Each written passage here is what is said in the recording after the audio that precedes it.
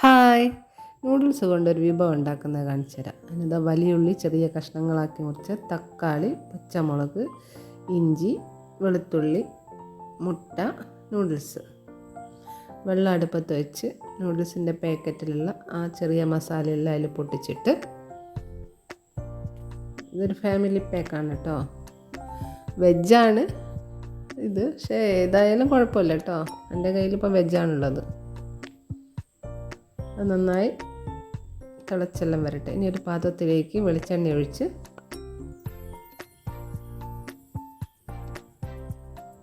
ഇതാ മറ്റേ സൈഡിൽ ഇതിങ്ങനെ തിളച്ചുകൊണ്ട് നിൽക്കുന്നുണ്ട്.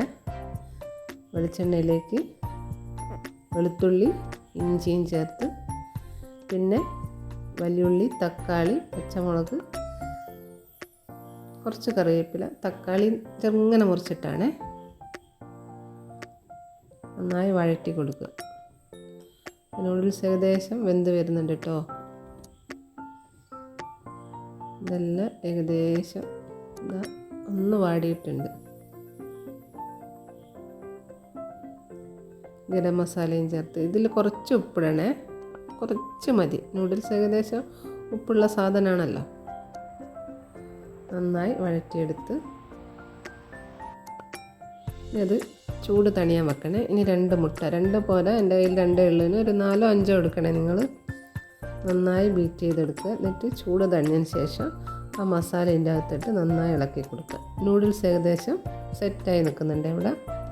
ഇനി ഒരു പാൻ എടുത്ത് അതിൽ എണ്ണ തടവി നമ്മൾ അടിച്ചു വെച്ച മുട്ട ഇതിനകത്തേക്ക് ഒഴിച്ചു കൊടുക്കണേ. നല്ല ലെവലിലാക്കി വെച്ചിട്ടുണ്ട്. ഇനി അതിൻ്റെ മുകളിൽ നമ്മൾ വേവിച്ച് വെച്ച നൂഡിൽസ് ഇങ്ങനെ പത്തിരി പോലെ ഇങ്ങനെ സെറ്റാക്കി കൊടുക്കുക. എന്നിട്ടിനി അതിൻ്റെ മുകളിൽ ബാക്കി വന്ന മുട്ടയും കൂടി ഒഴിച്ച് റെഡിയാക്കുക. ഏകദേശം നമ്മളൊരു ചട്ടിപ്പത്തിരിയുടെ മോഡൽ റെഡി ആയി. കണ്ടോ, സൂപ്പറാണേ.